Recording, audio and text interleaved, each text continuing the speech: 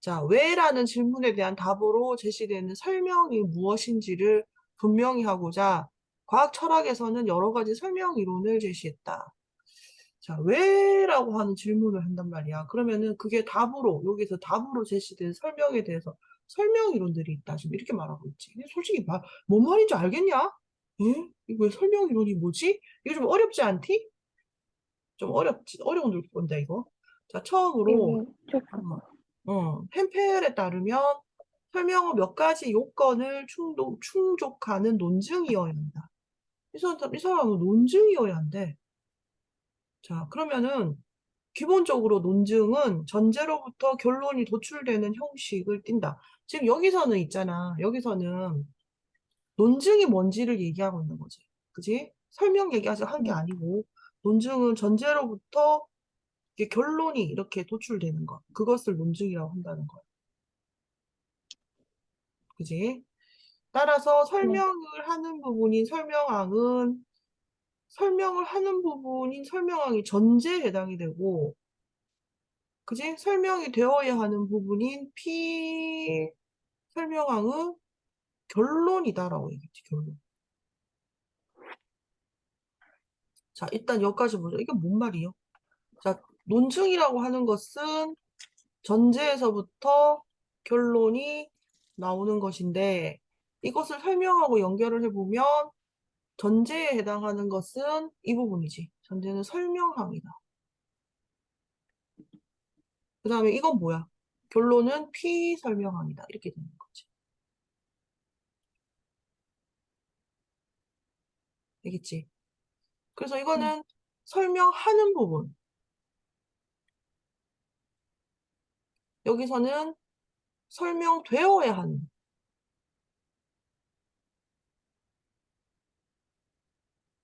이렇게 지금 얘기를 하고 있다. 자, 햄펠에 따르면 설명은 세 가지 조건을 모두 이런 말 잘 봐야 돼. 알겠지? 모두 충족해야 한다.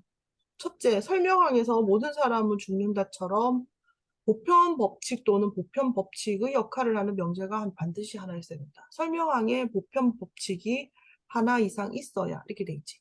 그래서 이 설명항에는 첫 번째 조건이 보편 법칙 필수. 그지? 이게 필수로 네. 있어야 된다. 자, 둘째는 보편 법칙이 구체적으로 적용되는 맥락을 나타내는 소크라테스는 사람이다. 그러니까 이게 있잖아. 자, 모든 사람은 죽는다라고 하는 게 보편 법칙이면 그거하고 지금 결론이 사람은 죽는다로 갈 때 중간 다리 역할을 해주는 거지.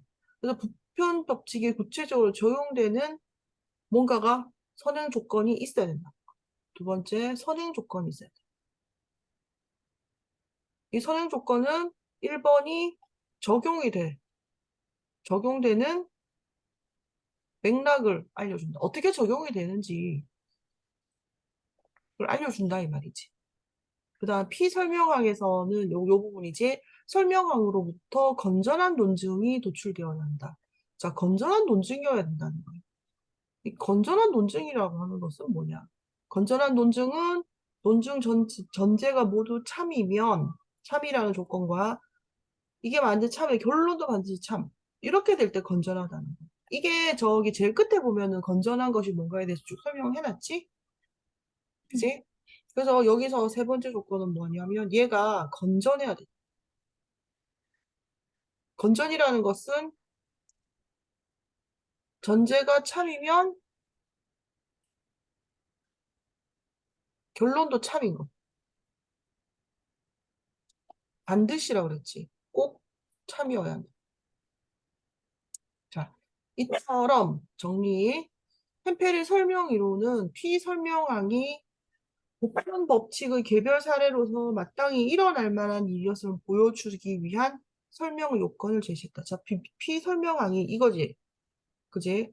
보편 법칙의 네. 개별 사례라는 것을 보여주기 위해서 설명 요건을 제시했다. 이것을 보여주기 위한 요건을 제시했다. 이거 지금 뭐를 갖고 하고 있습니까? 거의 3단문법 같은 거 가지고 하고 있는 거거든? 그래서 대전제, 소전제, 결론 이렇게 되는 거지. 어쨌든 햄펠은 이런 방식으로 알겠지? 보편 법칙과 뭐 선행 적용되는 맥락, 그다음에 뭐 논증 이런 걸 가지고 설명했다. 하지만 햄페르의 설명이론은 설명에 대한 우리 일상적 직관, 즉 경험적으로 파악할 수 없는 추상적 문제에 대해 대부분의 사람들이 공유하는 상식적 판단과 충돌하기도 하는 문제가 있다. 자, 그래서 이 설명이론은 일상적 직관과 충돌하는 문제가 있다라고 말하고 있지. 네. 자, 먼저 일상적 직관에 따르면 설명으로 인정되지만 햄펠에 따르면 설명이 아니라고 해야 되는 경우가 있다. 또 일상적 직관에 따르면 설명이 되지 못하지만 햄펠에 따르면 설명으로 분류해야 하는 경우가 있다. 이거는 이제 충돌하는 경우를 나누어서 설명하고 있는 거고요. 이는 햄펠의 이론이 설명을 몇 가지 요건을 충족하는 논증으로 국한했기 때문이다. 그래서 논증으로 국한했기 때문에 이런 충돌 문제가 발생을 한다. 이 말이죠, 그지? 네. 이들 요건을 충족하기만 하면 모두 설명으로 인정해야 하는 동시에 그렇지 않으면 모두 설명에서 배제해야 된다는 거야. 그래서 지금 여기에서 모두 이걸 모두 충족해야 되지. 아까도 그래서 내가 모두에 동그라미 줬지? 그지? 요것 때문에 네. 문제가 발생했다는 거야. 자, 그래서 또다시 셀먼이라고 하는 사람이 등장을 해서 이 사람이 뭐라고 했냐면 설명은 논증이 아니라고 판단하여, 자, 이거는 설명은 논증이다. 이건 저기 햄펠 거잖아.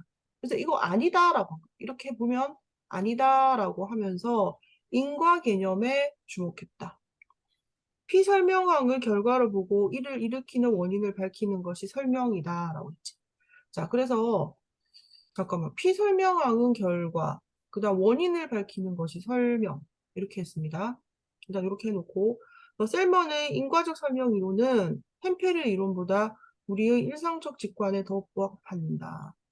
하지만 어떤 설명 이론도 인과 개념을 도입하는 순간 원인과 결과 사이의 관계가 분명하지 않다는 철학적인 문제가 있다. 철학적 문제가 발생한다. 뭐냐면 분명하지 않다는 거. 자, 왜냐하면 결과를 일으키는 원인은 무수히 많고 연쇄적으로 서로 얽혀 있기 때문이다. 자, 예를 들어 소크라테스가 죽게 된 원인은 독을 마신 것이지만 독을 마시게 된 원인은 사형 선고를 받은 것이고 사형 선고를 받게 된 원인도 여러 가지를 떠올릴 수 있다. 이에 결과를 일으킨 원인을 골라내는 문제는 결국 원인과 결과가 시공간적으로 어떻게 연결되는가에 대한 철학적 분석을 필요로 한다. 자, 그래서 뭐가 되냐면 이렇게 원인도 여러 가지이기 때문에 결과를 이렇게 원인을 골라내는 문제는 결국 철학적 분석이 필요하다는 거지. 그것이 없다면, 음, 설명이라는 불명료한 개념을 인과라는 또 불명료한 개념으로 대체하는 것에 불과하다. 이게 뭐냐면 설명이라고 하는 것이 무엇인가요? 이렇게 해가지고 설명은 이것입니다라고 얘기를 하기 위해서 인과를 가져오는데 인과도 뭔지 잘 모르는 거야. 그게 불확실한 걸 불확실한 걸로 설명을 하려니 이게 말이 안 되는 거지. 그지? 그래서 현대 철학자들은 현대 과학의 성과를 반영하는 탐구를 통해서 새로운 설명 이론을 지금 계속해서 고민을 하고 있다라고 이렇게 말했습니다. 자, 그래서 이 사람은 원인이 있으면 결과가 있다라고 생각을 했지, 그지? 그리고 이 피설명항이 이게 설명이고 피설명항 이게 결과인 거지. 이렇게 봤는데 중요한 거는 요걸 명확하게 밝히지 못한다는 거야.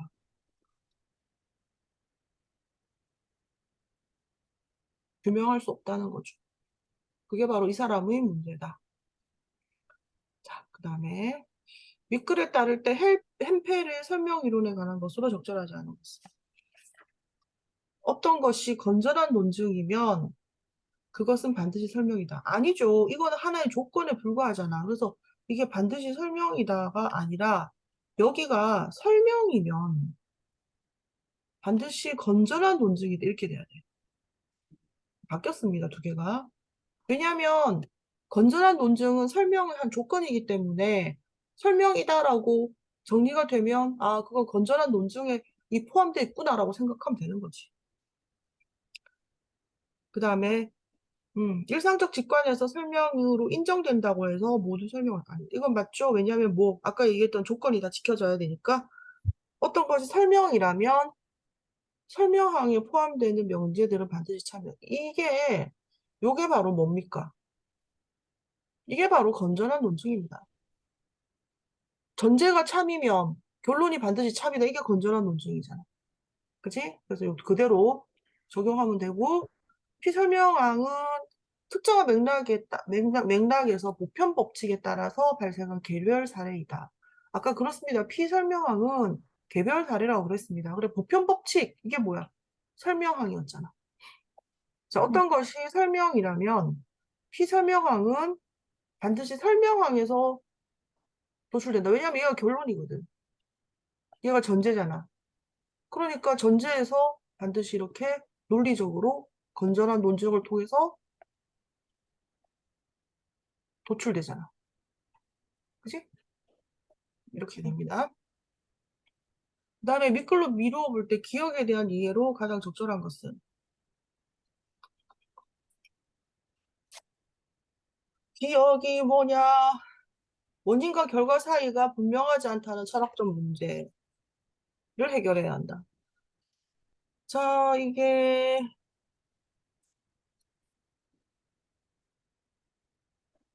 설명 개념이 인과 개념보다 이건 아니야. 둘 다 명료하지 않다는 거지.